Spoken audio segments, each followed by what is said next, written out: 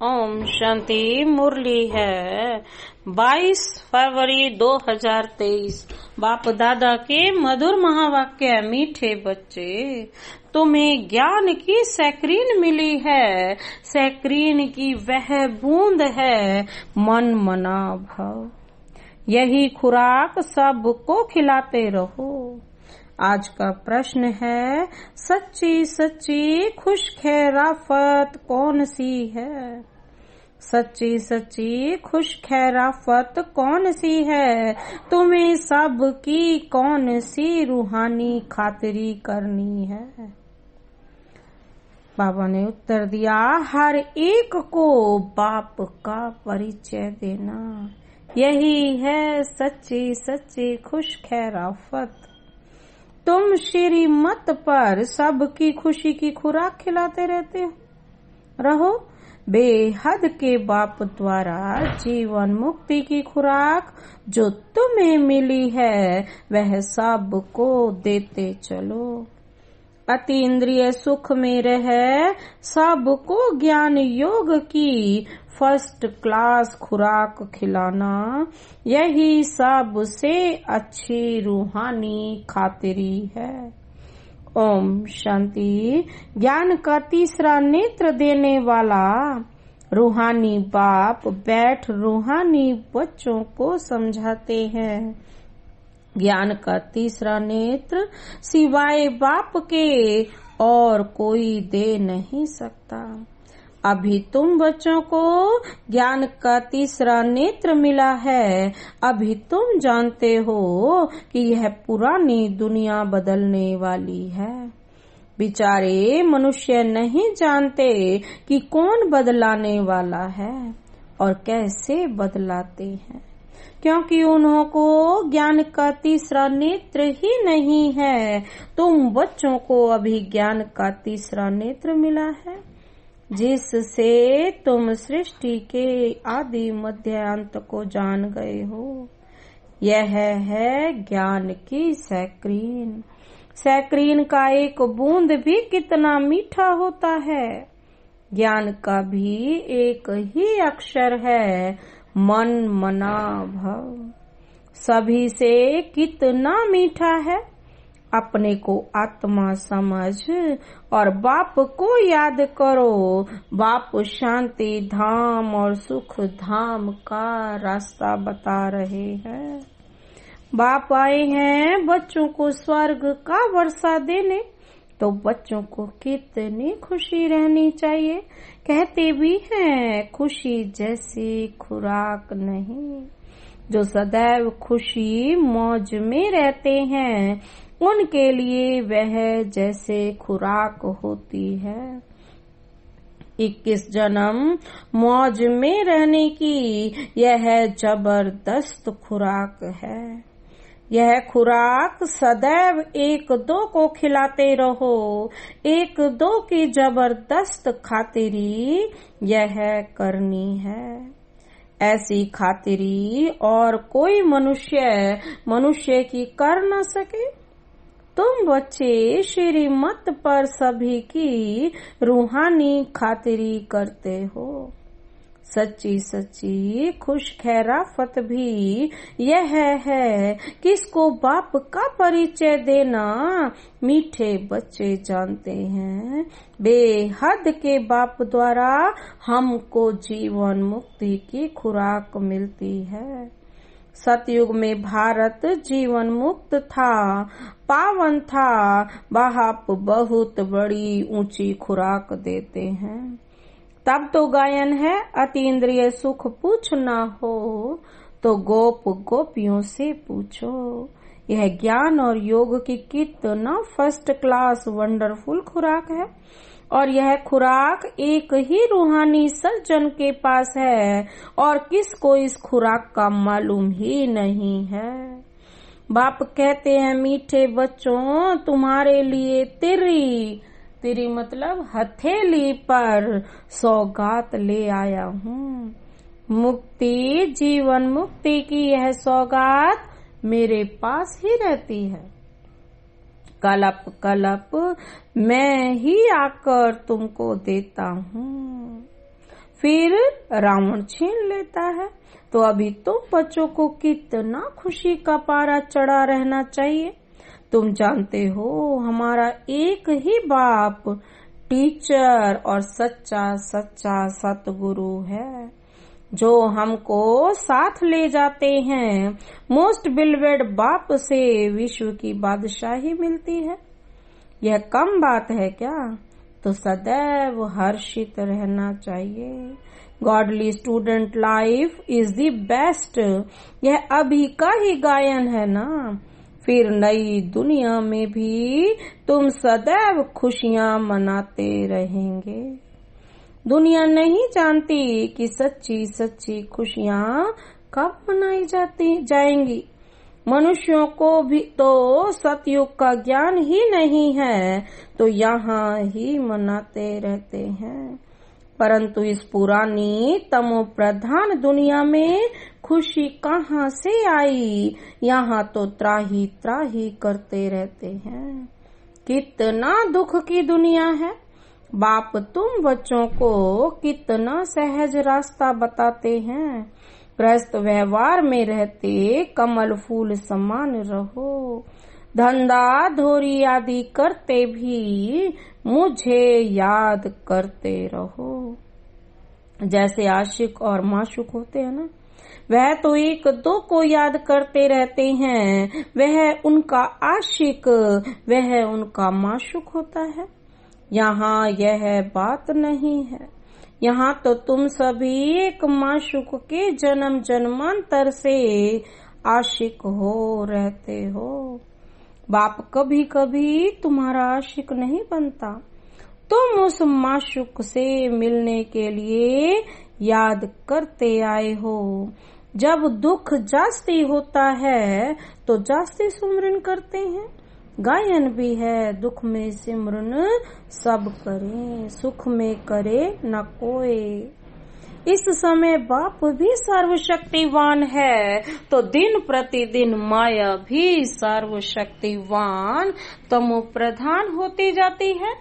इसलिए अब बाप कहते हैं, मीठे बच्चे देही अभिमानी बनो।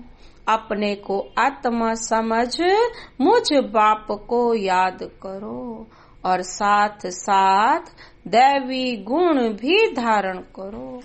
तुम ऐसे लक्ष्मी नारायण बन जाएंगे। इस पढ़ाई में मुख्य बात है ही याद की।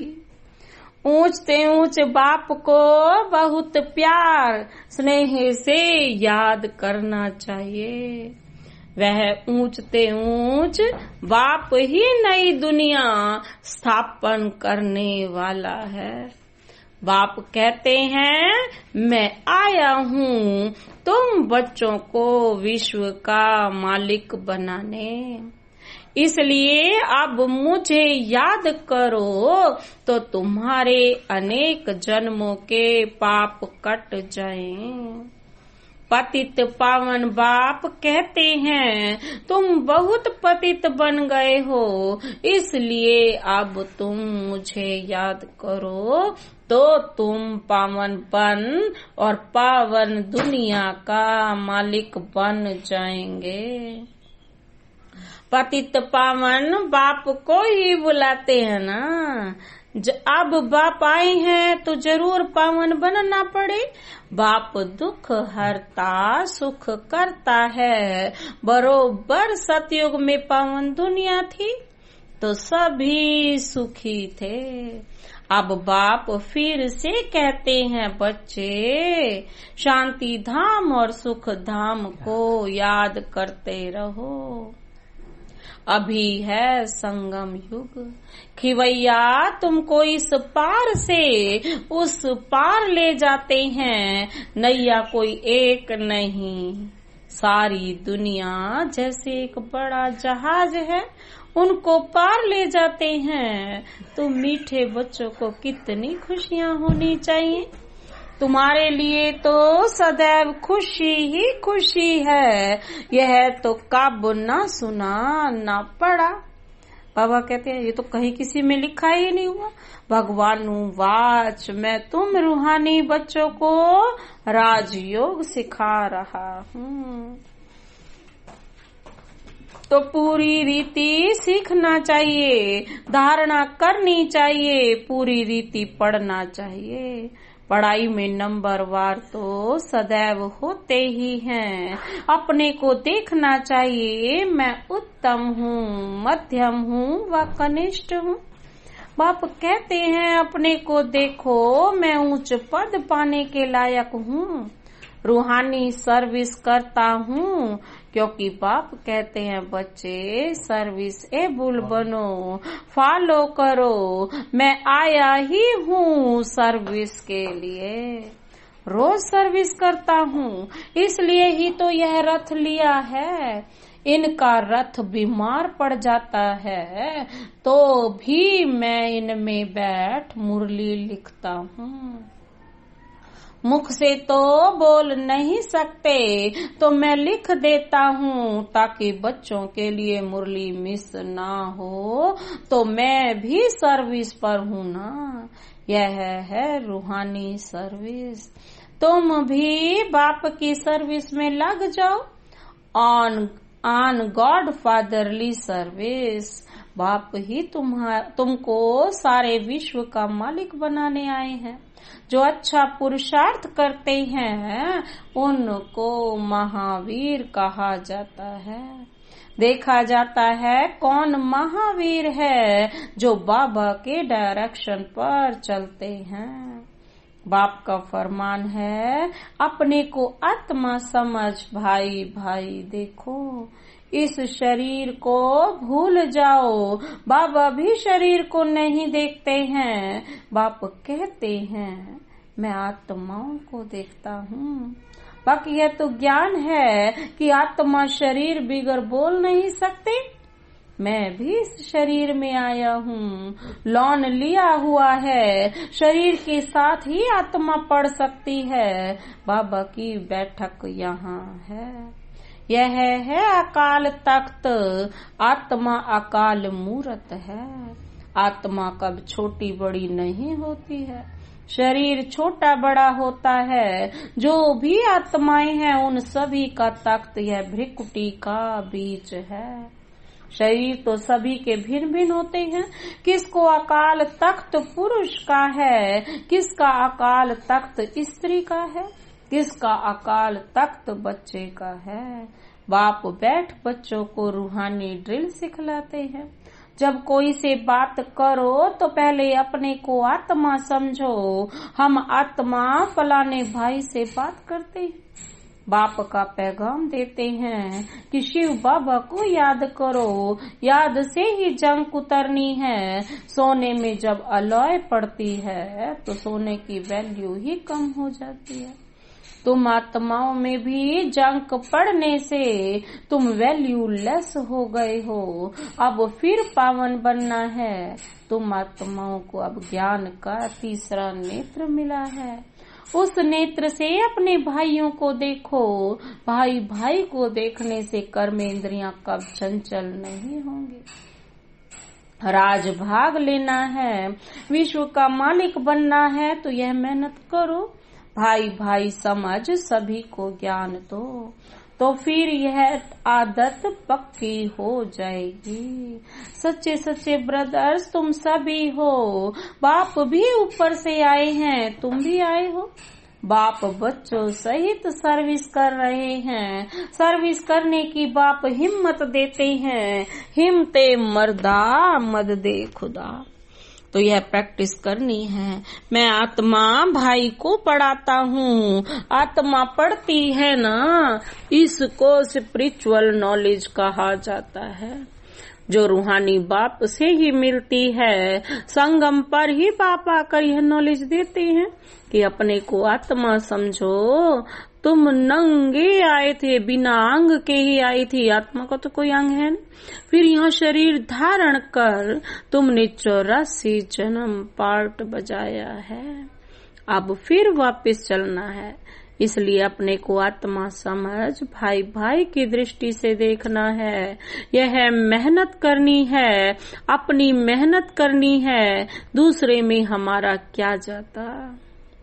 चैरिटी बिगन्स एट होम, अर्थात पहले खुद को आत्मा समझ, फिर भाइयों को समझाओ तो अच्छी रीति तीर लगेगा।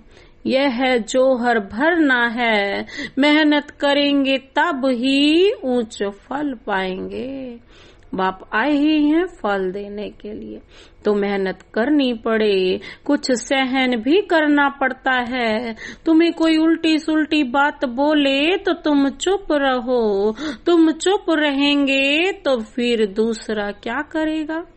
बाबा कहते हैं ताली तो दो हाथ से बजती है ना, एक ने मुख की ताली बजाई, दूसरा चुप कर दे तो वह आपे ही चुप हो जाएंगे। ताली से ताली बजने से आवाज हो जाता है। बच्चों को एक दो का कल्याण करना है। बाप समझाते हैं बच्चे सदैव खुशी में रहने चाहते हो तो मन मना भव, अपने को आत्मा समझ बाप को याद करो, भाइयों तरफ देखो, भाइयों को भी यह नॉलेज दो। यह आदत पड़ जाने से फिर कभी क्रिमिनल आई धोखा नहीं देंगे। ज्ञान के तीसरे नेत्र से तीसरे नेत्र को देखो, बाबा भी तुम्हारी आत्मा को ही देखते हैं। कोशिश यह करनी है सदैव आत्मा को ही देखें, शरीर को देखें ही नहीं। योग कराते हो तो भी अपने को आत्मा समझ, भाइयों को देखते रहेंगे तो सर्विस अच्छी होगी। बाबा ने कहा है भाइयों को समझाओ, भाई सभी बाप से वर्षा लेते हैं। यह रूहानी नॉलेज एक ही बार तुम ब्राह्मण बच्चों को मिलती है। तुम ब्राह्मण हो फिर देवता बनने वाले हो, इस संगम युग को थोड़े ही छोड़ेंगे, नहीं तो पार कैसे जाएंगे, कूदेंगे थोड़े ही। यह वंडरफुल संगम युग है, तो बच्चों को रूहानी यात्रा पर रहने की टेव डालनी है। तुम्हारे ही फायदे की बात है, बाप की शिक्षा भाइयों को देनी है।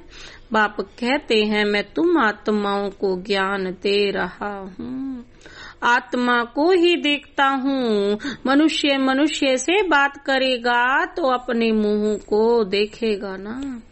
तुम आत्मा से बात करते हो तो आत्मा को ही देखना है। भल शरीर द्वारा ज्ञान देते हो, परंतु इसमें शरीर का भान तोड़ना होता है। तुम्हारी आत्मा समझती है परमात्मा बाप हमको ज्ञान दे रहे हैं। बाप भी कहते हैं आत्माओं को देखता हूँ, आत्माएं भी कहती हैं हम परमात्मा बाप को देख रहे हैं, उनसे नॉलेज ले रहे हैं। इसको कहा जाता है स्पिरिचुअल ज्ञान की लेन देन। आत्मा की आत्मा के साथ, आत्मा में ही ज्ञान है, आत्मा को ही ज्ञान देना है। यह जैसे जोहर है, तुम्हारे ज्ञान में यह जोहर भर जाएगा तो किसको भी समझाने से झट तीर लग जाएगा। बाप कहते हैं प्रैक्टिस करके देखो तीर लगता है ना या नहीं। यह नई टेव आदत डालनी है तो फिर शरीर का भान निकल जाएगा। माया के तूफान कम आएंगे, बुरे संकल्प नहीं आएंगे, क्रिमिनल आई भी नहीं रहेगी। हम आत्मा ने 84 का चक्र लगाया, अब नाटक पूरा होता है। अब बाबा की याद में रहना है, याद से ही तमो प्रधान से सतो प्रधान बन, सतो प्रधान दुनिया के मालिक बन जाएंगे। कितना सहज है। बाप जानते हैं बच्चों को यह शिक्षा देना भी मेरा पार्ट है। कोई नई बात नहीं। हर 5000 वर्ष बाद हमको आना होता है। मैं बंधाई मान हूँ, बाबा कहते हैं मैं बंधा हुआ हूँ। बच्चों को बैठ समझाता हूँ। मीठे बच्चे रूहानी याद की यात्रा में रहो तो अंत मते सो गति हो जाएगी। यह अंत काल है ना। माँ में कम याद करो तो तुम्हारी सदगति हो जाएगी।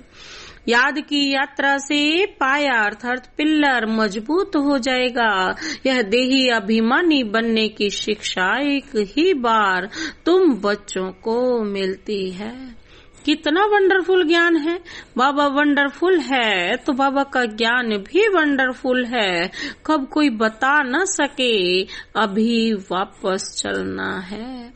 इसलिए बाप कहते हैं मीठे बच्चों यह प्रैक्टिस करो। अपने को आत्मा समझ आत्मा को ज्ञान दो। तीसरे नेत्र से भाई भाई को देखना है, यही बड़ी मेहनत है। अच्छा, मीठे मीठे सिकीलधे बच्चों प्रति माता पिता बाप दादा का याद प्यार और गुड मॉर्निंग। रूहानी बाप की रूहानी बच्चों को नमस्ते। हम रूहानी बच्चों की रूहानी बाप दादा को नमस्ते नमस्ते, गुड मॉर्निंग। धारणा के लिए मुख्य सार है।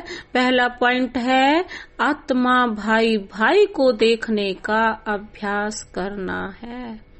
अपने को आत्मा समझ भाई भाई को ज्ञान देना है। महावीर बन इस फरमान को पालन करना है।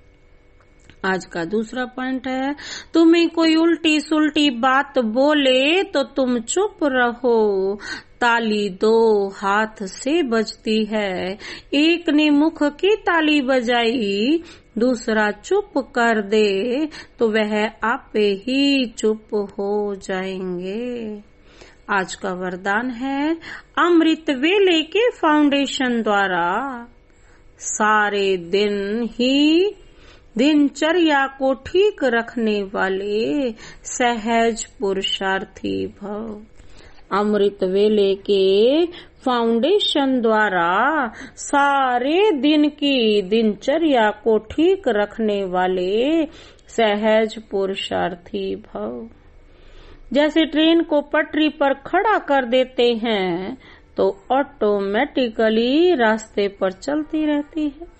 ऐसे ही रोज अमृत वेले याद की लकीर पर खड़े हो जाओ।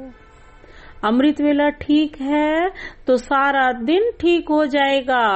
अमृत वेले का फाउंडेशन पक्का है तो सारा दिन स्वतः सहयोग मिलता रहेगा और पुरुषार्थ भी सहज हो जाएगा। जो सदा बाप की याद और श्रीमत की लकीर के अंदर रहने वाली ऐसी सच्ची सीताएं हैं, उनके नस नस में एक राम की स्मृति का आवाज रहता है। आज का स्लोगन है बाबा की मदद को कैच करना है तो बुद्धि को एकाग्र कर लो। बाबा की मदद को कैच करना है तो बुद्धि को एकाग्र कर लो। अच्छा, ओम शांति।